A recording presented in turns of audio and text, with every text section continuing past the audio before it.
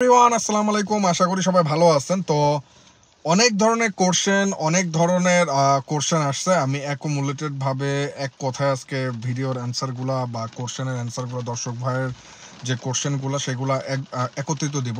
তো প্রথম যে কোশ্চেনটা আসছে যে এরকমটা যে কানাডাতে উইদাউট আইএলস উইদাউট কোনো এক্সপিরিয়েন্সের থ্রুতে কি কানাডাতে আসা সম্ভব নাকি?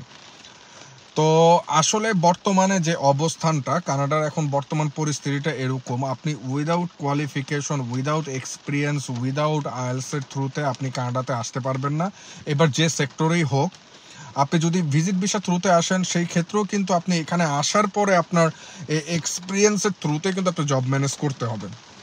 ইভেন আপনি জব ব্যাংকও যদি যান, আপনার কিন্তু অন দ্য ওয়েতে আপনি প্রিভিয়াস আপনার যে জব এক্সপিরিয়েন্সগুলো আছে সেটা অবশ্যই ভ্যালিড হতে হবে, কারণ আপনার এই কাগজপত্র সাবমিট করতে হবে।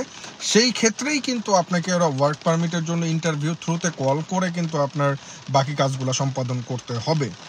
এরপরে আপনার যেরকম আরেকজন কোশ্চেন করছে যে ভাই এসএসসির পরে কি কানাডাতে আসা সম্ভব নাকি? বর্তমানে না, আপনার ইন্টারের পরেই আপনার ওয়ার্ক এক্সপিরিয়েন্সের থ্রুতেই আপনি কানাডাতে আসতে হবে। কানাডাতে বর্তমানে যেরকম উইদাউট এক্সপিরিয়েন্স বা যোগ্য লোক ছাড়া বা এই ধরনের ক্রাইটেরিয়া ছাড়া ফুলফিল করা ছাড়া কোনো লোক কিন্তু কানাডাতে নিতেছে না।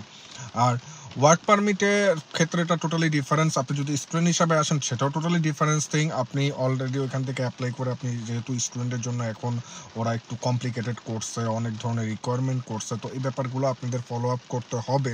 কারণ কানাডা আস্তে আস্তে ব্যাপারগুলো ওরা এরকম করতেছে যে ওরা লোক নিবে, এরকম না যে লোক নিবে না, বাট আপনার অলরেডি সেই কাজের এক্সপিরিয়েন্স, অলরেডি আপনি যে দেশে স্টে করতেছেন সেটার ভ্যালিড এক্সপিরিয়েন্স কিন্তু আপনি দেখাতে হবে। ব্যাংক স্টেটমেন্টের একটা ব্যাপার আছে, সেটাও কিন্তু আপনি দেখাতে হবে।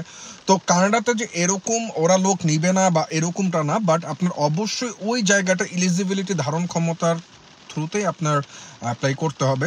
আমি সবাই যেমন ভিজিট বিষয়ে আসে অনেকে এসএলএম ক্লেম করার চিন্তা ভাবনা করে, এটা আলটিমেটলি ভাবে আপনাদের অ্যাভয়েড করা উচিত। আর আপনাদের আরও কয়েকটা জিনিস মাথায় রাখা উচিত।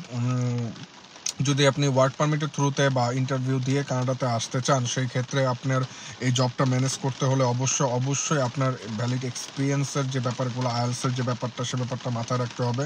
ইভেন প্রতিটা সেক্টরে কিন্তু আইএলসটা এখন ম্যান্ডেটরি হয়ে গেছে। আপনি আইএলসের থ্রুতে ডুয়েলিঙ্গো বা পিটি বা এমওআই এই যে জিনিসগুলো দিয়েও আপনি আসতে পারেন, বা স্টুডেন্টের থ্রুতে কিন্তু আপনার অবশ্যই একাডেমিক আইএলস দিয়েই কিন্তু আসতে হবে। তো এই ব্যাপারগুলো আপনাদের 100% মাথায় রাখতে হবে। এই ব্যাপারগুলার যে রিকোয়ারমেন্টগুলো ওরা ফুলফিল করতেছে, এই রিকোয়ারমেন্টগুলো টোটালি আপনার ফুলফিল করেই কিন্তু অ্যাপ্লাই করতে হবে। এছাড়া কানাডাতে বর্তমানে কোনোভাবেই আপনি অ্যাকসেপ্টেবল হবেন না। আর আপনি ইভেন পিএমপি যে প্রোগ্রামগুলো আছে, এই প্রোগ্রামগুলো আপনি কোন আন্ডারে পড়েন এটাকে আপনি অ্যানালাইসিস করতে হবে। ইভেন পিএমপি প্রোগ্রামের আন্ডারে কী কী ক্রাইটেরিয়া পড়ে। ইভেন আপনি যদি ইনভেস্টমেন্ট ভিসাও আসেন, ওই ক্ষেত্রে আপনার একটা অন্য ধরনের অপরচুনিটিস থাকতে পারে, কারণ ওই ক্ষেত্রে টাকার পরিমাণটাও কিন্তু অনেক বেশি। ইভেন ওইখানে কিন্তু বিজনেসের ধরনগুলো ক্যাটাগরাইজ করা আছে। যদি আপনি বাংলাদেশে আপনি অলরেডি এক ধরনের বিজনেস করতেছেন, ওই বিজনেসে আপনি এখানে এস্টাবলিশ করতেছেন ওই রিলেটেড যে কাজগুলো, বাট আপনি এখানে এসে দেখতেছেন এটা কমপ্লিকেটেড, বাট আপনি অন্য বিজনেসে সুইচ করতে চাইতেছেন, সেই সুযোগটাও কিন্তু আছে। বাট আমি বেশিরভাগই দেখতেছি যেহেতু যারা ওয়ার্ক পারমিটে বা ভিজিট ভিসা অনেক বেশি ইন্টারেস্টেড, ভিজিট ভিসা দিতেছে, এরকম না যে ভিসা দিতেছে না, পরিমাণটা কমিয়ে ফেলছে। বাট আপনি যদি এলিজিবল হন, আপনার যদি ক্যাটাগরিগুলো ফুলফিল করেন, ইভেন আপনার রিকোয়ারমেন্টগুলো ফুলফিল করেন, ভ্যালিড কাগজগুলো জমা দেন, ওই ক্ষেত্রে অনেকটা পসিবিলিটি হয় আপনার ভিসা পাওয়া। তো আপনাদের এরপরে যদি কোনো কোশ্চেন থাকে, আমি মনে হয় সব কিছুর অ্যান্সার আপনাদেরকে দিয়ে দিছি।